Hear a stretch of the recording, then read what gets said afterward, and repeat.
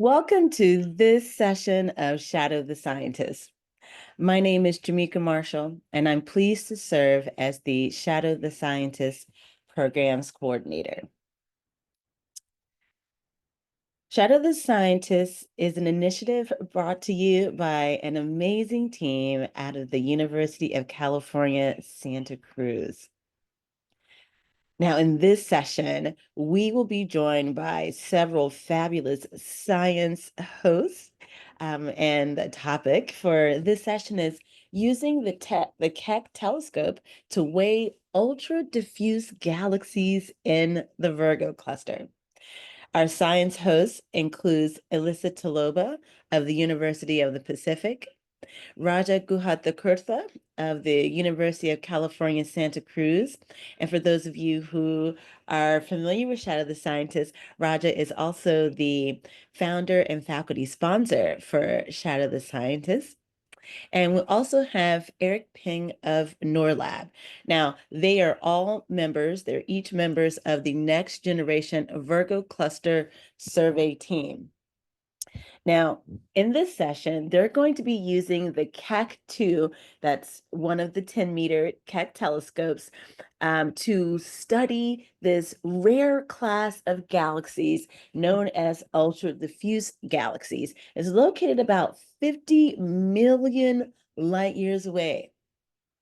Now, one of the defining features of these UDGs, ultra-diffuse galaxies, is that their stars are more thinly spread out in space, more than stars in galaxies like our own. Now, the team's goal is to measure the typical speed at which these stars are moving around the inside of these ultra-diffuse galaxies and to then infer their dark matter content.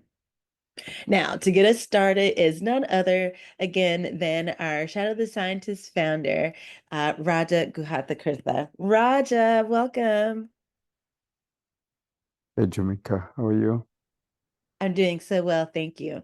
Throughout the session, please feel free to post your comments or questions in the chat anytime, and Raja will get to those, and the team will get to those as they have time. Raja, please get us started. Where are you joining us from? So I'm in California right now, and very confused right now because I have two devices going. One is on one Zoom link, one is on another. So I'm actually connected to the official Keck Observatory Zoom link on my phone and to the Shadow the Scientist Zoom link on my laptop. So but once my brain adjusts to two separate Zoom sessions, it may be a little bit of an adjustment period, but I was just talking to Eric and the Kona homeschool group because they were physically visiting Remote Ops 2. And there's Tony. I'm going to ask Tony to unmute. Let's see, how do I do that? Oh, there we go.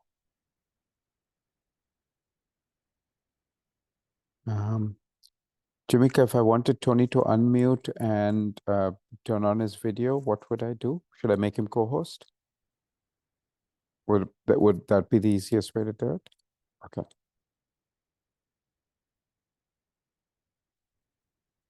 Perfect. So Tony, I've made you a co-host if you wanted to say hello. And yeah. There we go. Yep. Looks like I've got the video. I think you guys can hear me. You can. Cool. Okay. Yeah. Thanks for inviting me in here, Raja. If I can just pop in here at the start. You want me to introduce myself? Please do. And okay, sure. And Tony, please feel free to talk about your role, not just tonight, but in general, and and anything else. If you wanted to talk about your path to this current role, that would be fine. But whatever feels right to you. Sure. Okay. My name's Tony Reitnauer. I am an observing assistant here at Keck. colloquially a telescope operator. I'm working with Raja tonight and the other scientists. Primarily my role with the observatory is working on the operations side of the telescope. So, the observers know what they want to observe on sky, and they have their whole science set up. And I basically help facilitate that with moving the telescope around, focusing the telescope, and monitoring weather, and just making sure the facility is safe, instrumentation, personnel, everything is safe and operable, and just trying to help the scientists get the best science data they can get every night. That's our primary role. I've been working here at Keck for 7.5 years now, and I've worked at a couple different observatories before that. Another one on Mauna Kea and a different one elsewhere on the island. Super fun. I really like it. This is the sort of thing that I've wanted to do since I was a kid. So I feel like I'm kind of like living my dream job that I had as a kid, which is really satisfying. Yeah, I've been out here in Hawaii. I came out here for university, and sorry, just give me 1 second. You folks, I will share my screen after Tony's introduction. I'll share my screen. Yeah, sorry about that. I'm No. kind of like trying to listen to two things at once here. But yeah, so I came out here to Hawaii for university to study physics and astronomy at Hilo, and I just loved it out here and never wanted to leave. So I've managed to so far be able to do that. So yeah, not much else to say. I really like this job, and it's really satisfying to, like I said, like work with astronomers like Raja and so many other people, get some of just the best science that's done on planet Earth. Really satisfying. So yeah, I think that's pretty satisfied with that intro, Raja. It's Tony.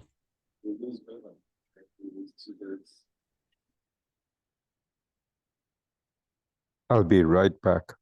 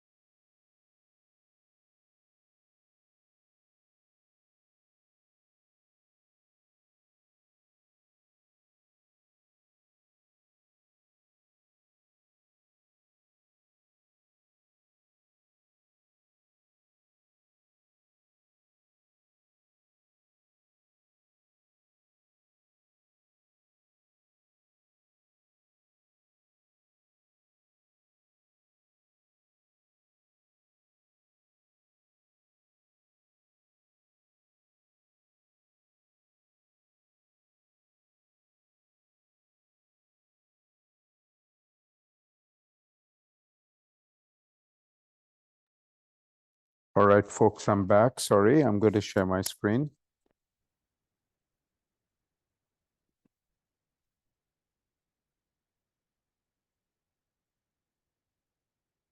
Tony, there's a vigorous discussion going on about Nod and Shuffle, as you can hear on the Keck link. Yeah, I was gonna tell everybody in this Zoom, like, oh, here's what, like Raj's talking to his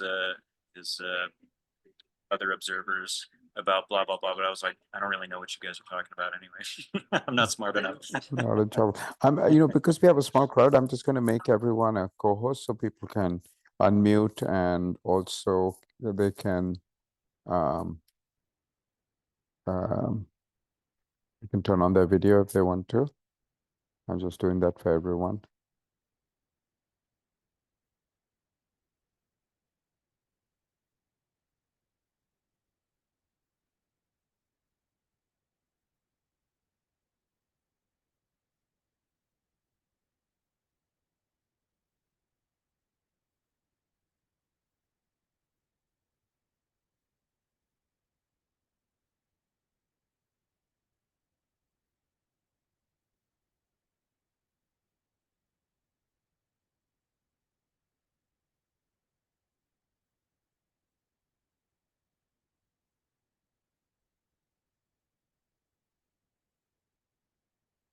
All right, I've made everyone a co-host so anyone can unmute their sound, video. Jim, Eric,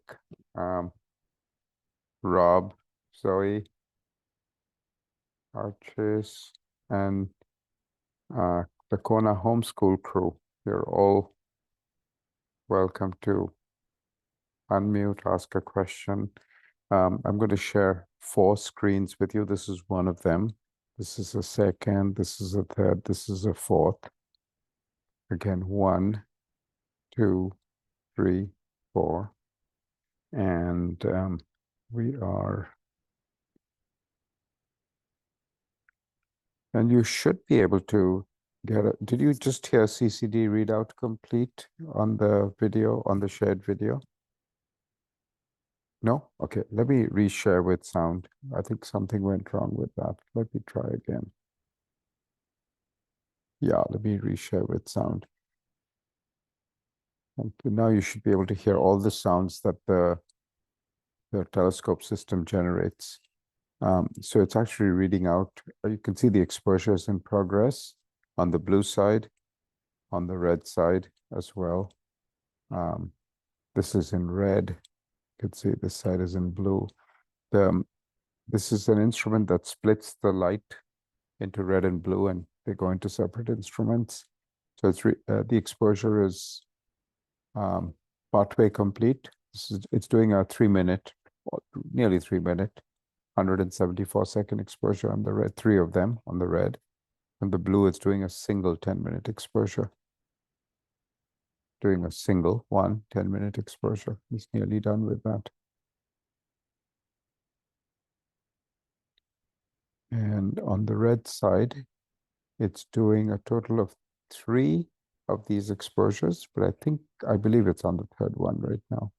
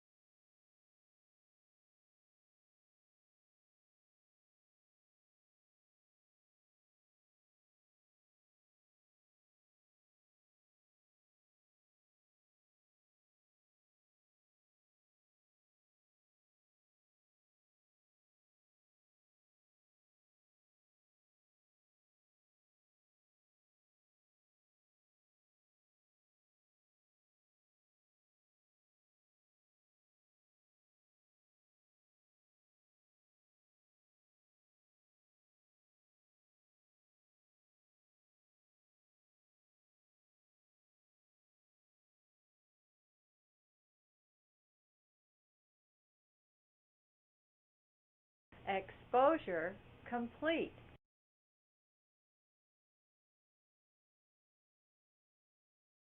So folks, what's happening is these guys are starting a new script. As soon as these exposures are finished, they'll start a new set of exposures. Complete. So you see it says exposure complete. Could you hear that this time? The exposure complete sound, was that something you could all hear? Yes. Excellent, excellent, okay.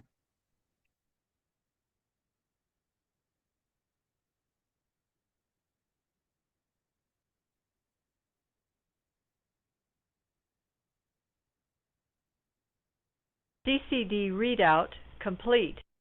There we go. That's CCD readout complete. that whistle is for us to pay attention.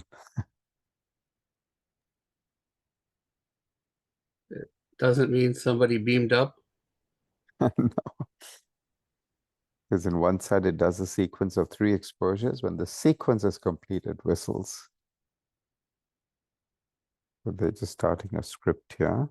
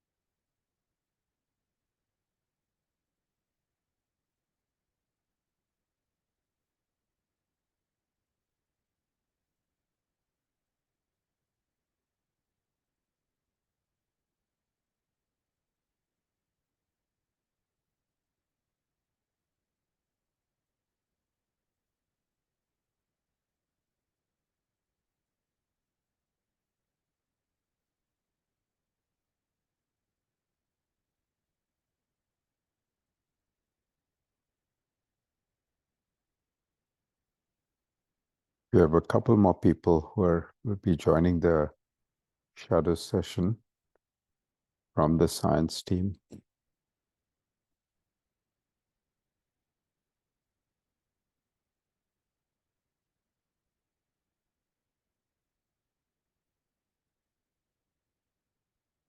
Rob, I was in Southern California at the beginning of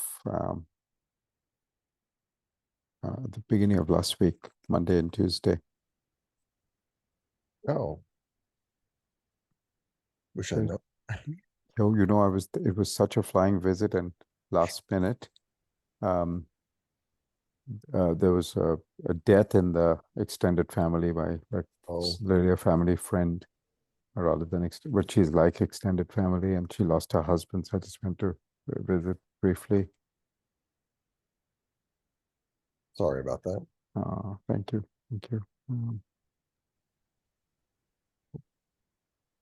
Are you in Southern California, Rob? Yeah, I'm in LA area. Me too. Oh, yeah, we're in west end of the San Fernando Valley. I'm in Glendale. Oh, I used to live in Glendale.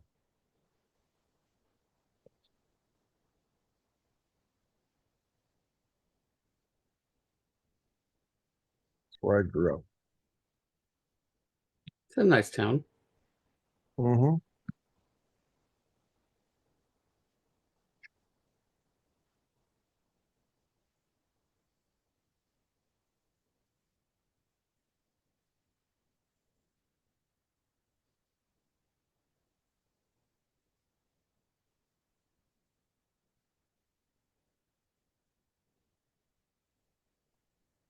My Zoom had died for a second, but now it looks like it's back.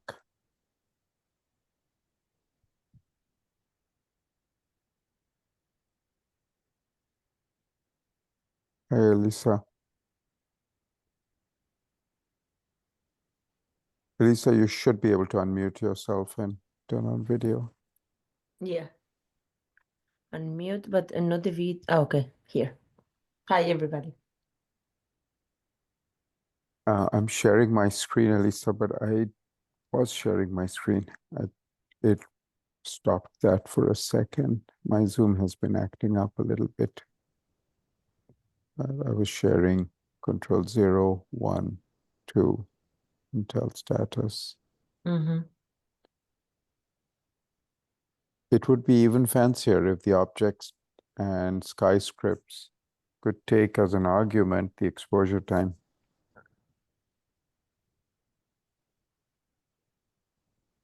Instead of hardwiring it into the script.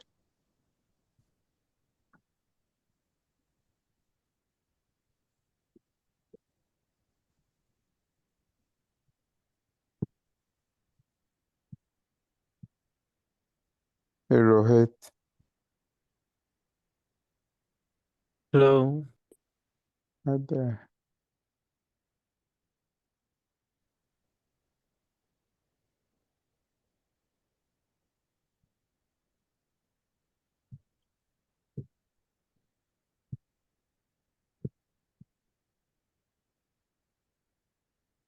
So Lisa, for nod and shuffle, you basically you're observing the sky at all times. So you're observing the object at all times. No, it goes back and forth. Right. Exposure complete. I see. So you only observe the object for half the time. Yeah, so that's why you are losing the wavelength, is because basically the other half of the detector is for the sky. So you are going back and forth, a sky object, but you can do that very fast, like every minute, and then be observing in node and shuffle, ideally for like an hour. The thing is that because of the CCD limitations readout complete. of the red side, you cannot do it for longer than 5 minutes. So then Got you're you. not really integrating in the object without reading. I see. So the thing is that if you do it very fast, it is tracking the sky Sky very well. Yeah. very well. It is as close as simultaneous as possible. As possible, right? But you don't gain any, and I guess this is a way of switching very quickly without having to read out. Exactly. So you save on read noise because you're just storing the charge, adding to it. You're shuffling, you're nodding the charge. I see what you mean. So you don't gain in integration time, but you lose greatly in wavelength coverage. Yeah. So if in integration time You gain a little bit because there are fewer readouts. yeah, exactly. And the thing is that you will not be limited by sky subtraction as we are right now, because it's like Yeah, have it in the same. It's like when you are doing, bright object and you are you're subtracting the sky around. Yeah, this is not quite simultaneous though. You still have to go back and forth. Exactly. But you can do it very quickly. Yeah. Gotcha. But losing so much wavelength, what happens for us is that if you don't know exactly the radial velocity, you can miss H beta completely. You can miss H beta, and we lose so much in signal to noise by fitting one line compared to so many, full spectral fitting. Yeah. Yeah. For us, it's not worth it. Yeah. Even if the capability existed, which it doesn't. Yeah, for February, Eric investigated this quite deeply, actually. But then when we went to the telescope, then they said it's not available. So I see. sure, then okay. Yeah. We discarded it before coming to the observations, but we were asking Rosalie just in case we missed something, and what we missed is that it was not available at all. So then there is no question. Okay. Yeah. Eric, I've made you co-host, so you're welcome to unmute.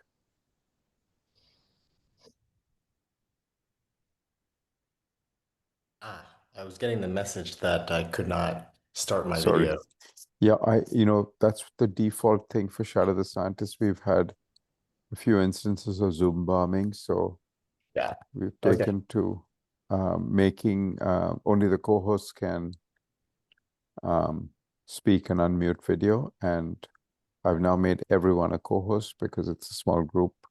And Eric, I hadn't appreciated that Northern Shuffle certainly interleaves sky and object much more closely without the penalty of read noise.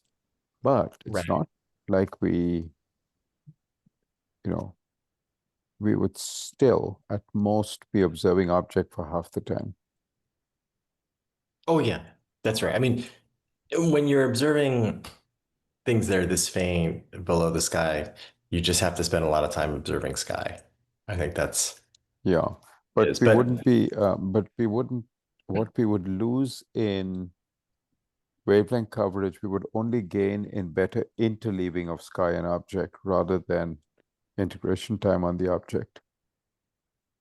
right. So you don't gain an integration time in the object, that's for sure. Yeah, But the assumption is that you wouldn't be you'd be integrating on sky this much anyway.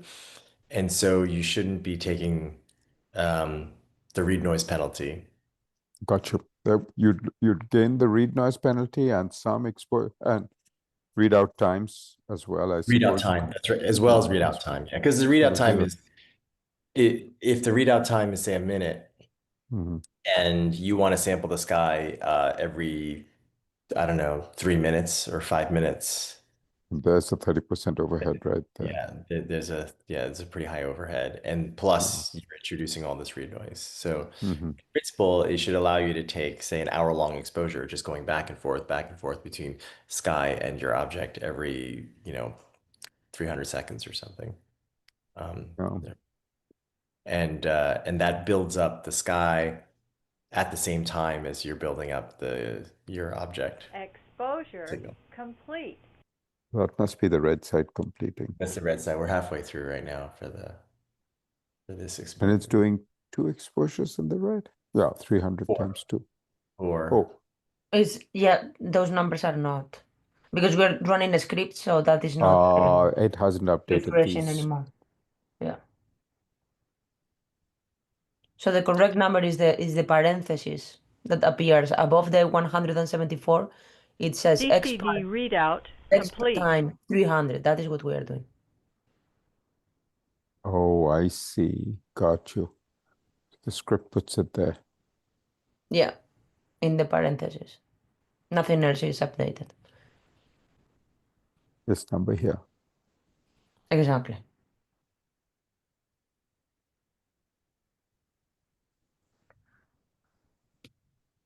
so we're kind of pretty much on schedule, I think.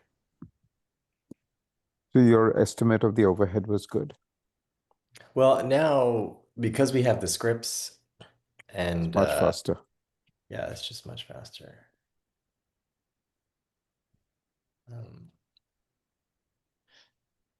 I see. You'd already accounted for the overheads associated with readout time. It was just the question of starting these. Yeah, I have a column which I call overhead, which is overhead other than readout. Other than readout, I saw that. Which is basically Okay. human overhead. Other overhead, yeah. Yes. Human overhead, yeah.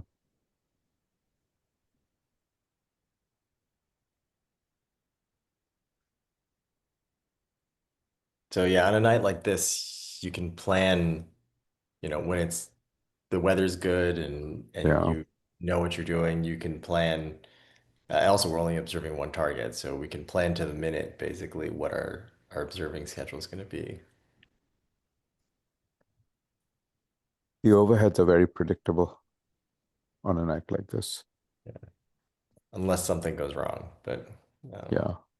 So as it is, we'll have an extra, say, 5 minutes. We'll take one last guy, and then we'll have 5 minutes. Gotcha. I should So for the mention. folks, yeah, Uh, sorry, go ahead, Eric. Go Oh no, I was like, I should mention that besides our other backup targets, someone did tell me of an interesting sort of mystery object that if there was time or bad weather or something, we could look at. So, but we're not going to do that in front. Compact object. No, an extended object that looks like it may be a piece of a galaxy or a low mass galaxy of some sort. See, Anyway, but it's low surface brightness. it's low surface brightness, but it probably has emission lines. So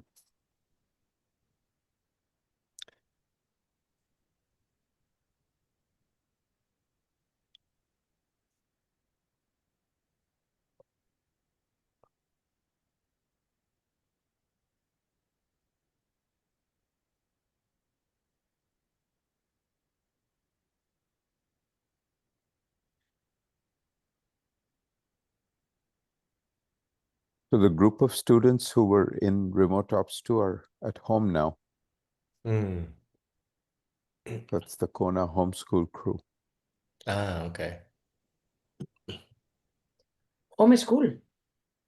Yeah. Oh, and so they have like these activities like enrichment or something like that. That's right. Because one of the people how I got connected to the homeschool crew is one of the former employees at Keck Observatory. Her granddaughter is part of this crew. Mm-hmm. And I had done a Zoom lecture for the group.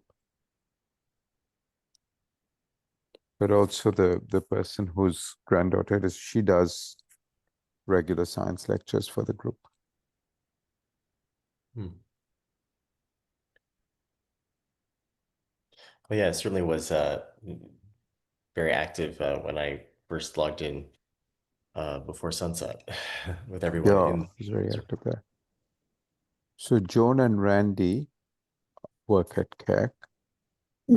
Randy Campbell is in charge of operations. And Joan is, I think, still involved in fundraising and advancement.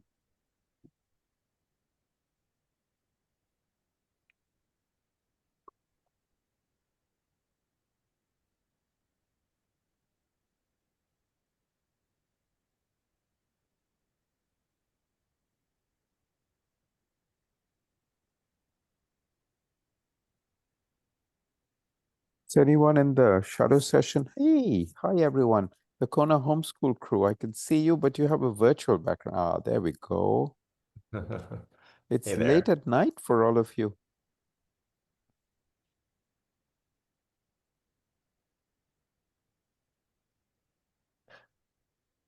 How many people are in that Exposure room? complete.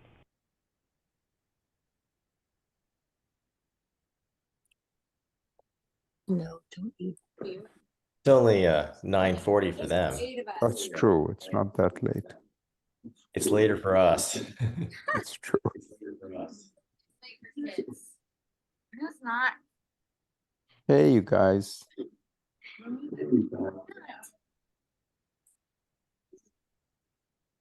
Yeah, this is, DCD readout complete.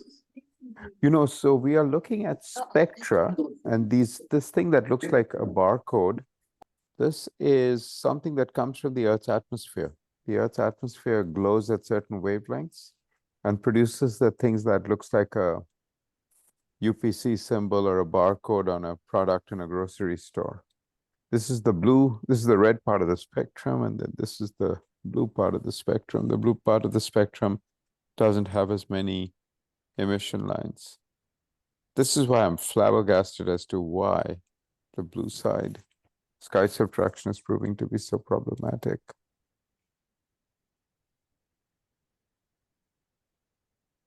But that would be good for us to look at. I wouldn't say it's problematic. I would say it's extremely difficult. This is Let's say impossible, yeah. So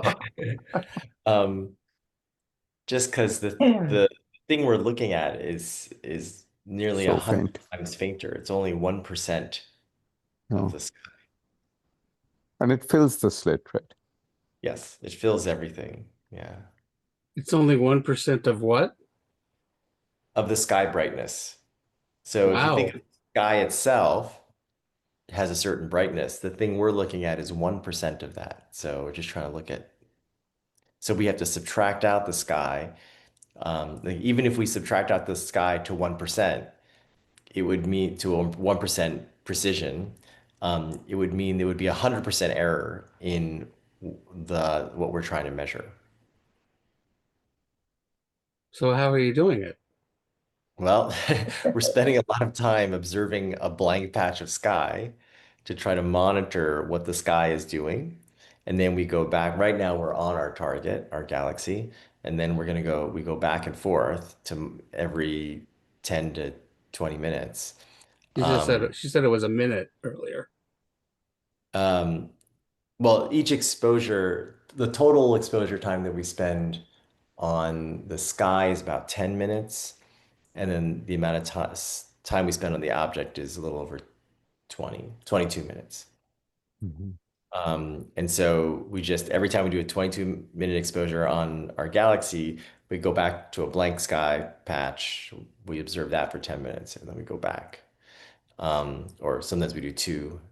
And the idea is to get enough exposures of the blank sky to see how it varies through the night.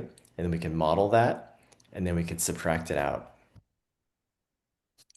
When you But talk about the brightness of the sky, is that the atmosphere or is that something Mhm. further out? yep, it's the atmosphere.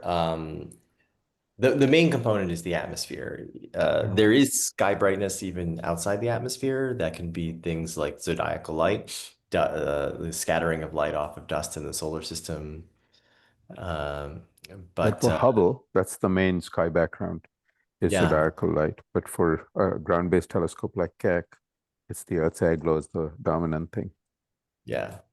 Or if you have any moon, right? That's the Mm. other guy. If you have even a little bit of moon, you'll get what essentially looks like this a solar spectrum in the atmosphere because it's reflected sunlight.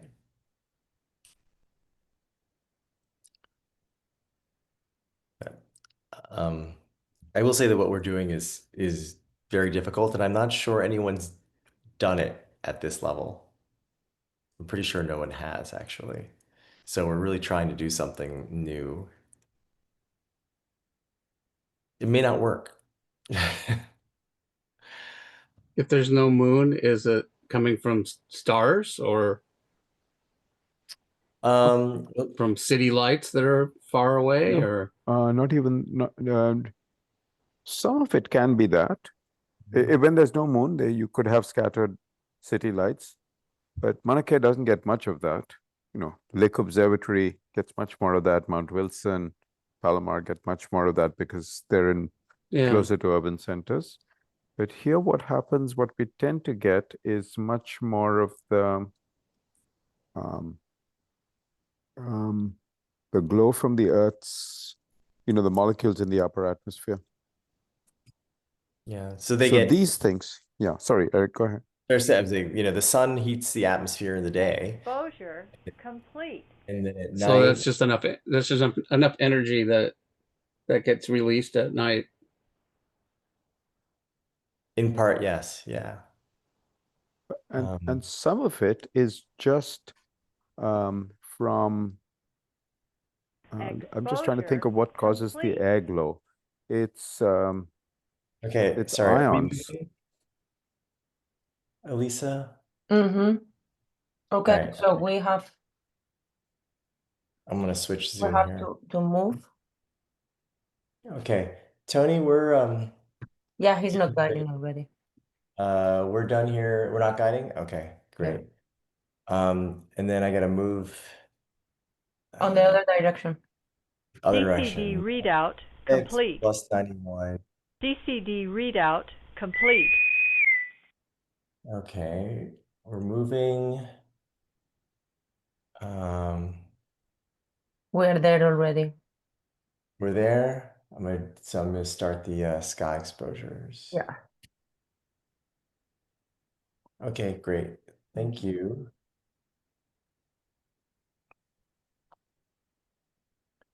Everything look good. We're at the offset position. We are exposure times or sky exposure times. Okay, it looks good. These scripts are very helpful. Definitely.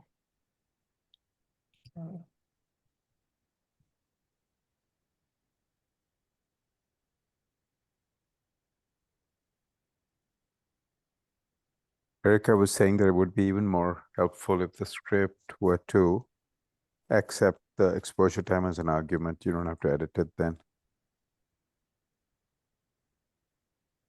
Oh, well, we have two scripts, a sky script and an object script. So Right. you just alternate them. Right. But I could imagine something where the object name and the exposure times are both in the arguments that you put in after the script name. Mm-hmm. Like $1 is the exposure time and $2 is the object name or something like that. Yeah, you could do that. Yeah. You could do everything through one script, basically. But You still I'm trying have to to. avoid, I'm trying to You avoid have to typing and changing anything manually. Because at Yeah, the sure. or with this script, without the script, it's like you got to go into this box, and then you got to go to that box, and then Yeah, I know. at I least know it what was you're saying. reminding me, like, no, change this, change that before you hit go. Yeah. This way you could just with series of up arrows and enter, you can do everything. Exactly.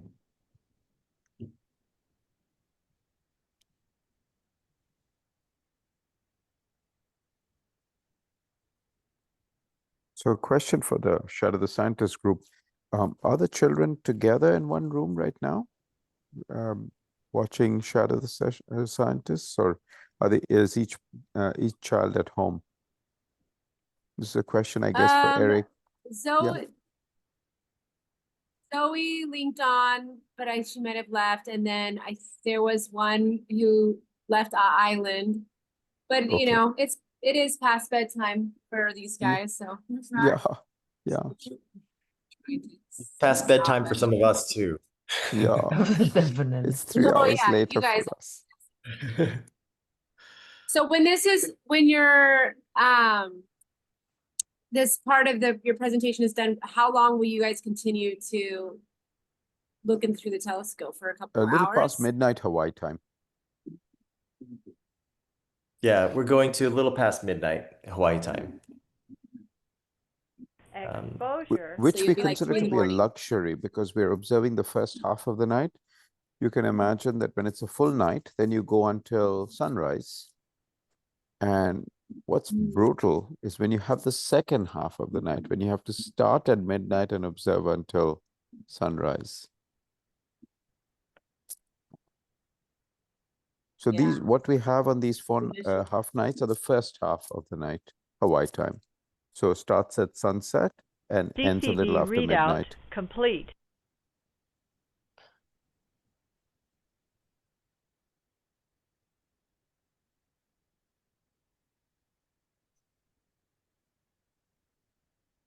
What grades are the students in, just roughly? Sorry to make you get up again, sorry. No. I'm not in my pajamas though. No, we've got 5th grade, 5th grade, 5th grade, 8th grade, 8th grade, and they're all graduating at the end of the month. So they're all arguing with me of their grades. So that's Gotcha. about 10, 11, 12 to 14-year-olds. Gotcha.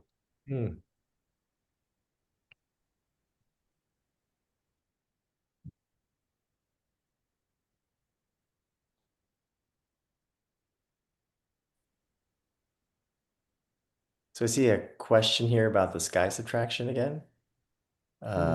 Please go in the ahead. chat. Yeah, I see that, Eric. Yeah, so basically we're spending roughly half of our time on the galaxy, on the UDG, and half of our time just observing blank sky. And so you can imagine that when you observe the galaxy, you get the sky and the galaxy together. But when you observe the sky, you get just the sky, but you can't observe the sky at the same time as you're observing the galaxy. So you have to hope the sky is not changing too much. If it's not changing at all, then you could just take your galaxy plus sky exposure, your sky exposure, and just subtract one from the other, and then all you have is galaxy left. But the sky changes all the time. And so what we end up doing is we have to monitor the sky through the whole night and then in some ways interpolate, what the sky is doing and then try to figure out what did the sky look like right when we took our galaxy exposures and then try to subtract that off. But I was really, speculating that because of increased solar activity in the last few months and that we are seeing more rapid variation of the atmospheric air glow because it's related to particles from the sun hitting the Earth's atmosphere, that excitation, the same phenomenon as northern lights and I mean, aurora borealis and australis. We're seeing a mini version of that. I think we might be seeing a mini version of those variations.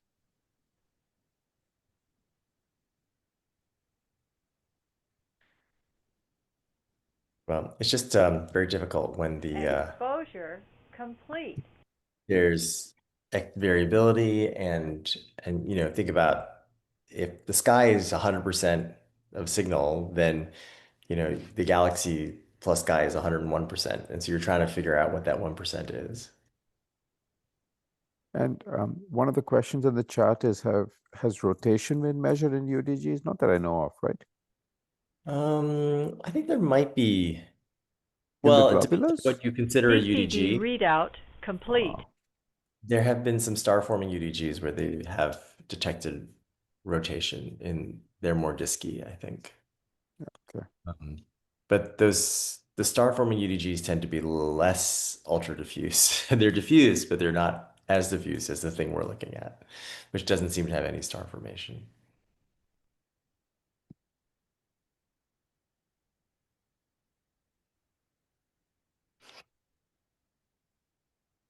So not that we know of in the quiescent UDGs, right? Sorry? Not that no rotation has been measured in the quiescent UDGs. Yeah, I don't think so. I don't think people have. It's just very hard to measure anything spatially. They are like dwarf galaxies in terms of their luminosity, but not in terms of their size.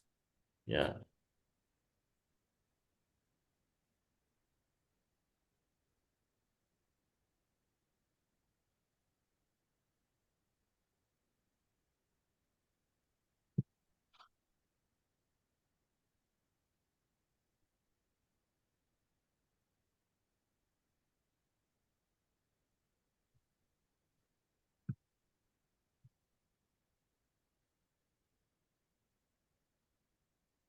So unfortunately, I'm sure you've said this, Raja, but when we're observing something this faint, we don't actually have anything.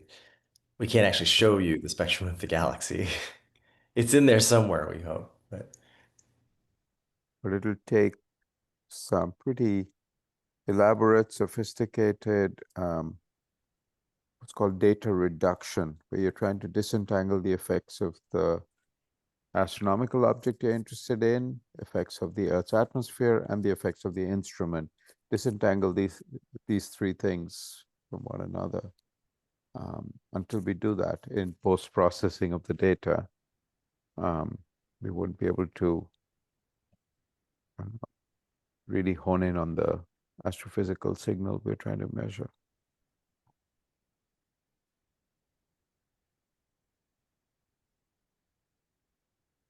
This camera that you're seeing here in sort of gray and the dark spot in the center, this is the thing called the guider, which helps keep the telescope pointed at a fixed patch of sky. This screen in the upper right of that called FACSUM, FACSUM, is facility Exposure summary, complete. telling us where the telescope is pointed and so on.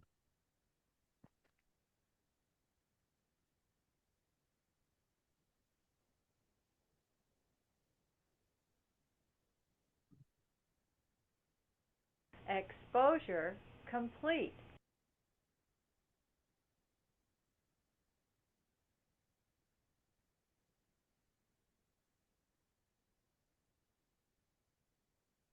All right, when this one reads out, I'm just gonna rerun the same script, right? Yeah. Yeah. So I don't know, Raja, if you switch to DCD readout Control complete. 0, Yeah, you can there see we go. arrow. DCD readout complete. Okay, we done here. Okay, we'll do another sky. Okay. And then it's running this at 9:52, but we're even faster than You've I actually thought. gained compared to your spreadsheet, this spreadsheet, right? That's right. You've got a whole spreadsheet of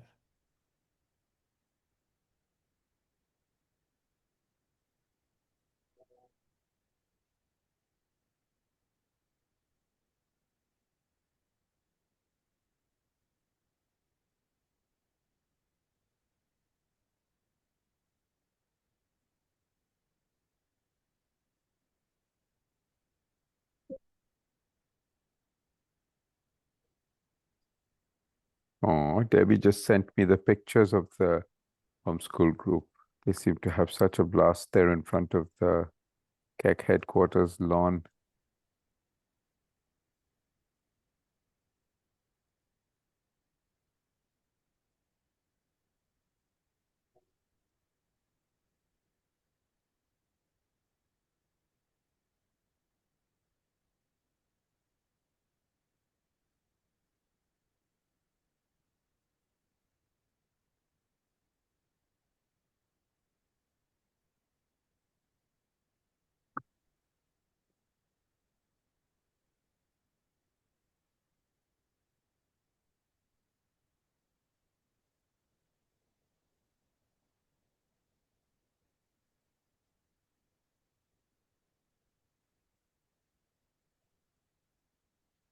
Rick, are we doing the sky exposure then, row 25?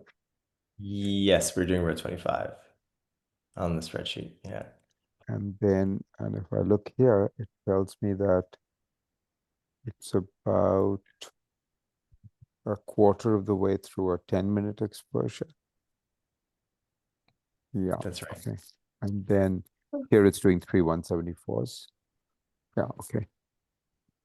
It doesn't tell us which of the 174s it's on, right? It tells us Does it tell us which of the 3 174-second exposures it's on? I don't know if it does now. I guess from looking at the blue side, we know how far, which one Yeah. it is.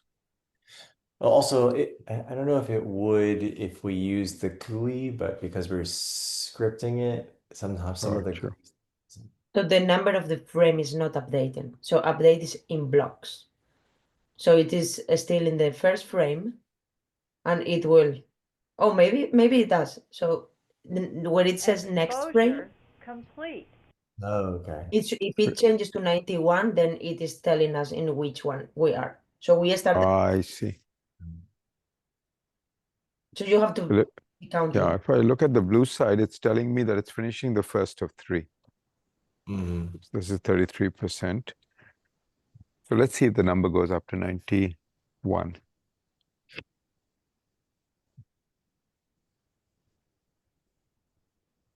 DCD readout complete. Yeah. Yep, it did. Yeah. So the only Yeah. thing that does not update are the white boxes because those are for manual input. Manual input. I see. Anything automated is updated. Okay.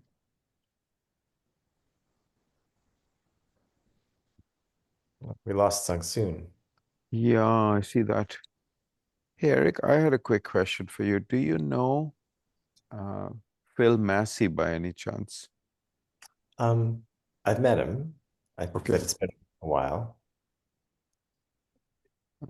we had a recent meeting with him. Rohit and I did. Rohit is one of my students. He's on the Zoom call. He's an undergrad working with me on. We had a Zoom meeting with him on Friday. He seems so nice. Yeah. I remember I learned how to do quite a bit of astronomy and data reduction in grad school due to things he wrote. So Yeah.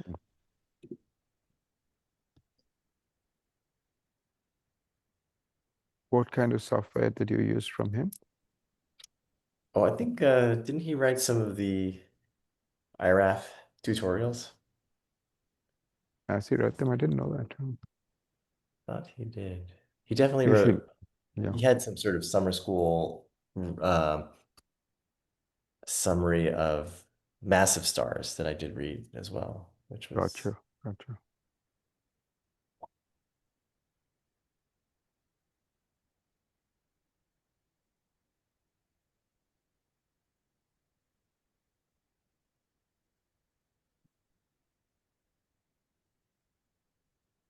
I see the chat has a question on the role of dark matter in the formation of UDGs. I think this is something we're trying to figure out right now as we observe to see this galaxy. We think, based on previous observations with Keck, indicates that it may have a lot of dark matter, and some UDGs seem to be very dark matter, dominated by dark matter. But it's true that this one you mentioned, NGC 1052 DF2, seems to have very little, if no, dark matter. So it seems that there are perhaps many different ways of forming UDGs, and dark matter, or the lack thereof, can play a role in that. In this case, we think that this galaxy, if it does have a lot of dark matter, had a lot of dark matter and had a lot of gas, but somehow most of that gas did not form stars. So this galaxy may have been what we call a failed galaxy. And that's what we're trying to verify with these observations. Exposure complete.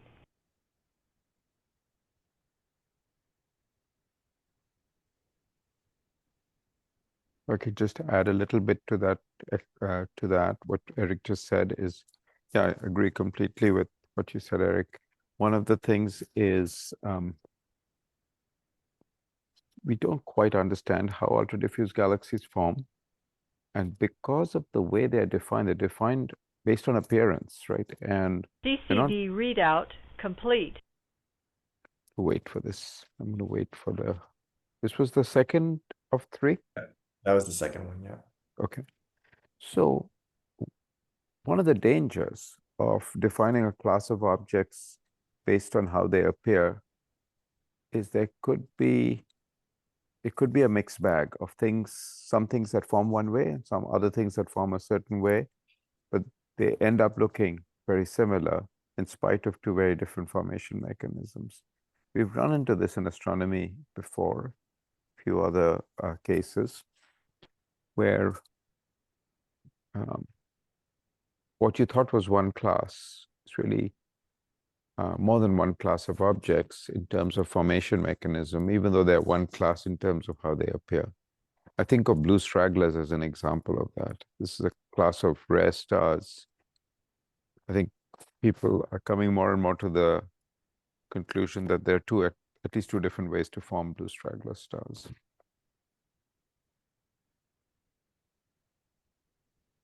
Same thing for is, example, if you think of animals and your definition is 4 legs and small with 4, and that is your 3 parameters to define your animal. There are so many animals that are going to be in that bag. So yeah. we suspect that is what is happening here, that the definition is a little bit loose, and there may be many different things that are coming into the bag, and that is why some of them do not have any dark matter, some others have humongous amounts of dark matter, and some others have like the regular quantity if they were regular dwarf galaxies. So That's what we are trying to disentangle. If these are like three different classes, one different class with, different kinds of shades in their parameters, or if they are related, if they are not, all of that.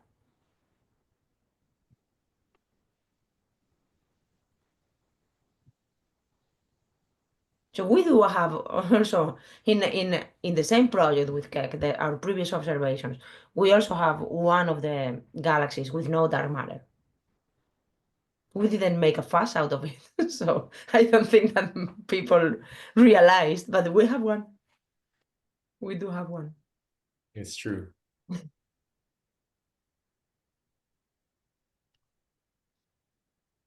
Is this the one with whose radial velocity is 0?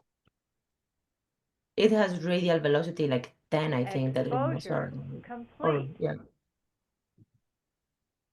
This is where the Okay. foreground stars and globular clusters can get mistaken for each other based on velocity. For this one, Exposure let me complete. check what is the radial velocity of that one. But it has 10 globulars. Okay, yep, we're about to, yeah, we can move, we're gonna move back to the target. So if you could just stop, Guy. Okay, great, thanks. So it's plus 36 minus 91. Yep. Yep. Mhm. And when that is done, object. DCD readout complete. DCD readout complete.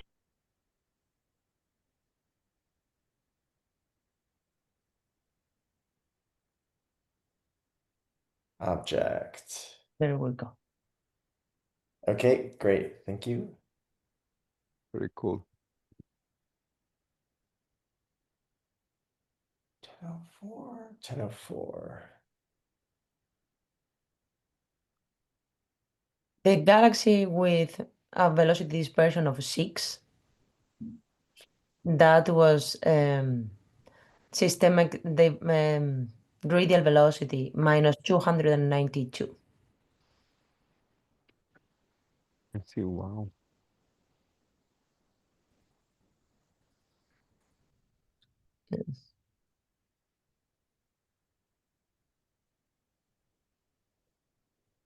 Minus 292. So it's, even though it's in Virgo, it has a negative. Negative velocity.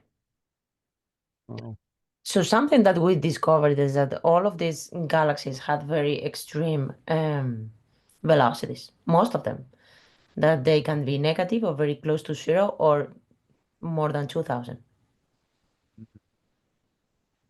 now Rob is asking a question about whether these UDGs have a massive black hole at the center.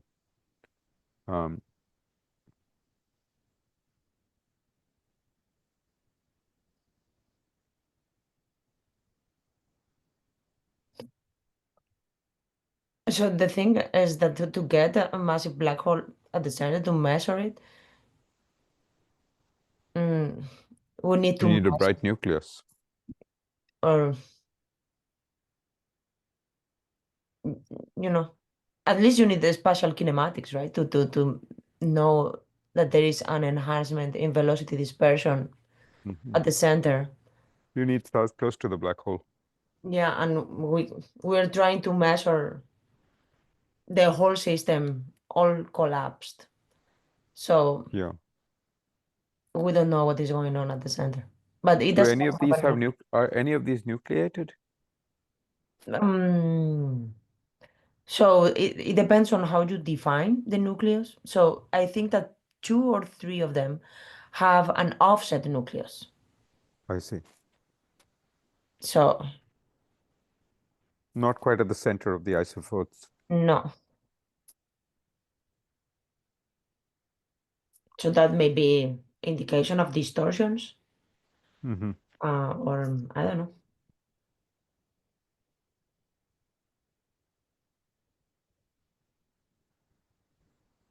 So these galaxies are very interesting because very simple questions are very hard to answer.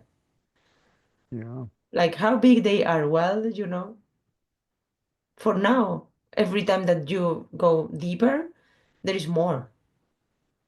So one of our galaxies observed by Chris Mijos, he found that the half-life radius is like twice what the NGVS finds.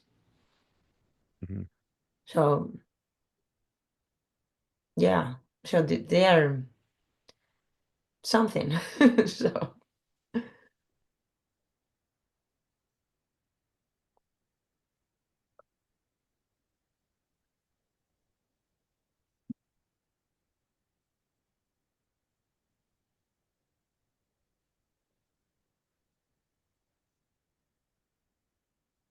If we think it's late here for Rohit, he's on the East Coast. So it's 4 a.m. Rohit has created an artificial and AI generated podcast about this project based on our observing proposal and couple of Wikipedia pages, a Wikipedia page about UDGs and KCRWI, KCRM instrument pages. That's what we decided to feed Notebook LM.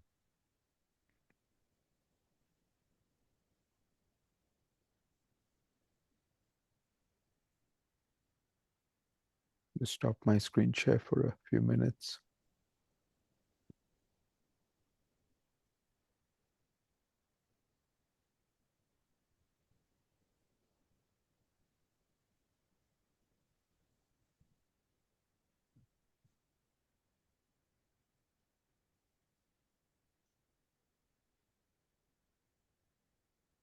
Roy, do you want to say a little bit about Notebook LM if you're in a place to talk? It's super late for you, I know. No, I can talk. I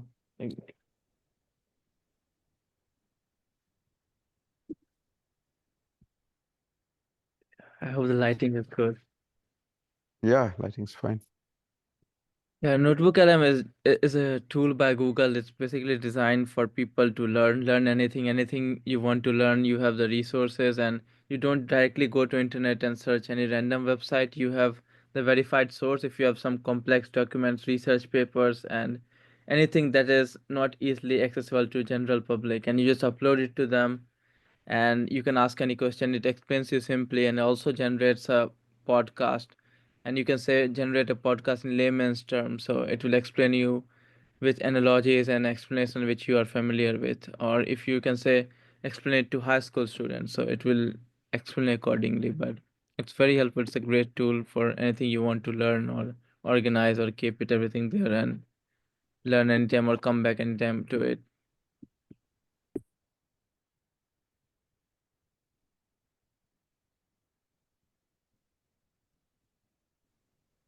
Thanks, Rohit. I'm trying to dig up the particular recording you made of for this project.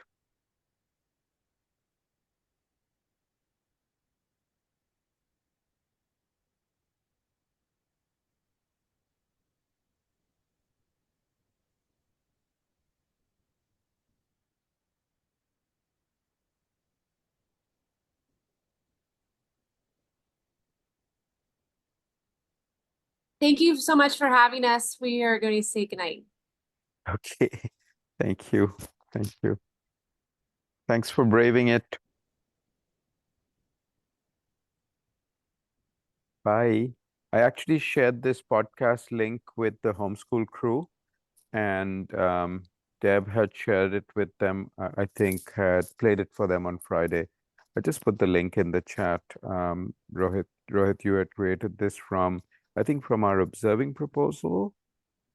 I think there were two Wikipedia pages, one on the Virgo cluster, one on UDGs, which are okay. I mean, the Virgo cluster page is a good page. The UDG page is not so good. And then a KCWI, KCRM page. Rohit fed these into Notebook LM, and out came this podcast that's linked in the chat. I haven't heard it recently, but when I last heard it, it's two artificial voices two artificial voices talking to each other about this project.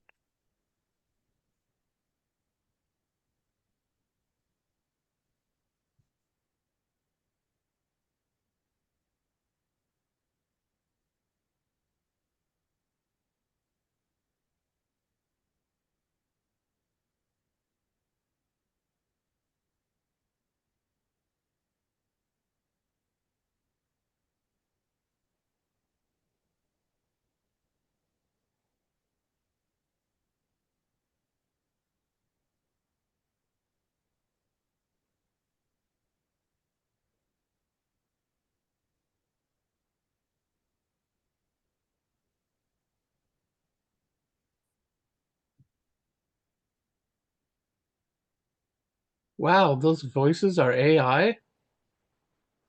Isn't that incredible? That's amazing. Not only are the voices AI, let me some other features that are crazy. You can actually ask a question while you're listening to the podcast, to this artificial podcast. It'll pause the podcast. It'll say, wait, we have a question, and it'll respond to your question in real time. It is, it's scarily powerful.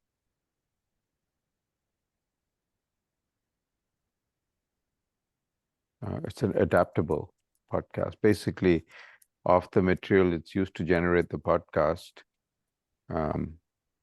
in addition to the material that it's used to generate the podcast, it's all this material that it's got in its memory that it taps into, right? In real time, Rohit, I don't understand the mind map aspect of this. Can you say, is there anything you want to say about that? Yeah, mind map is basically if you upload a research paper that has different subsections, or let's say introduction, it has 3 subsections. So it will create the introduction and 3 subsection, and you can, and similarly for the whole paper. So it's like a branch tree, like tree branch shape. And anytime you click on any certain topic you want to learn, it will open all the 3 branches of it. And then you click on certain branch. If it has sub branch, it will open, or it will just pull the content from that branch and explain that part. So it really helps us organize the whole thing, how the whole document is laid out, and what it has, what's the content, and what are the key features and everything. So I wonder if it'll help people write better papers in the future. it helps Because, right, understand even. Exposure complete.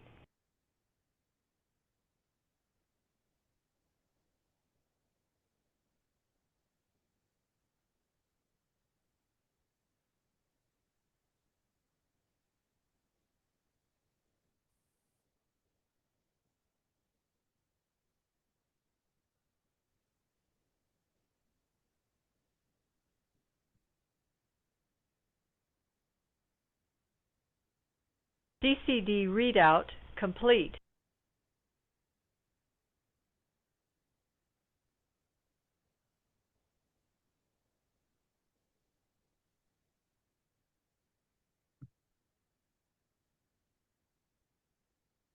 I can show my notebook column, like notebook if you want. It has all the features.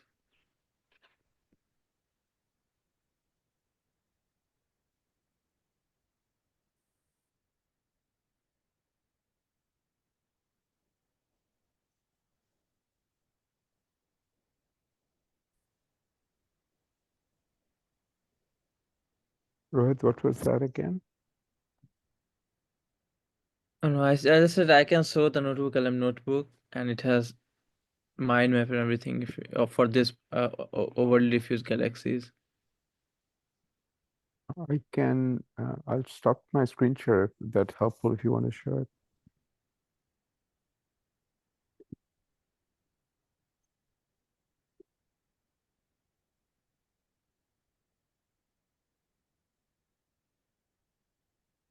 So this is the mind map, and once I click on it, so these are all the different parts and what was in the proposal document, and in general all the Wikipedia article and summarized. I see. So this mind map is made from all the input material, not from any one of them. It doesn't make separate ones for each one, naturally. It can, it It depends can. what I guess we could just feed it individual documents also. you can select individual document and just make, or select all of them and make this. And if you go into it, it has all the subsections. So what are different part that is being discussed in characteristics. So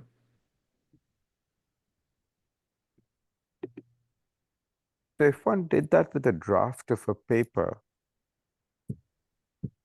it would help us understand whether the paper is logically organized or not. It could help with.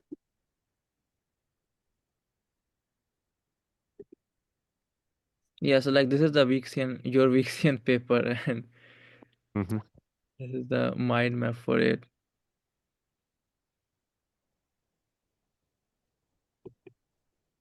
I guess when you give it an initial, just a single paper, the mind, a logical mind map are the section headings.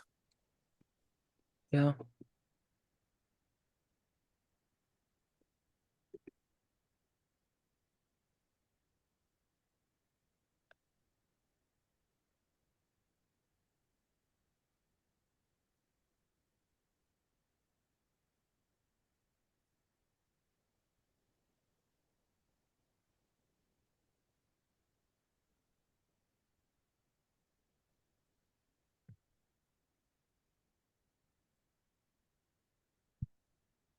Yeah, I'll stop sharing. What was that? Sorry. And I will just stop sharing. I think. Okay.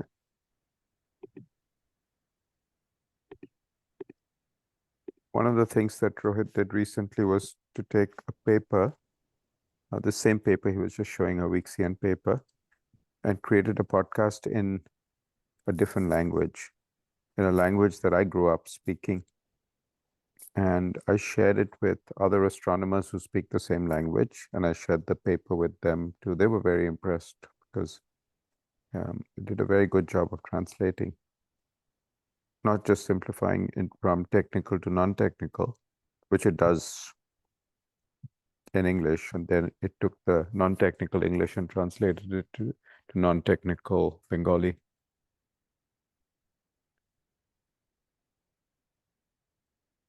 I didn't know there were Bengali words for red supergiants and red giants. I learned those words. They're quite made up. Made up in the sense that, people on the streets are not using words like red giants, phrases like red giants and red supergiants. So I'd never heard terms like that before in Bengali.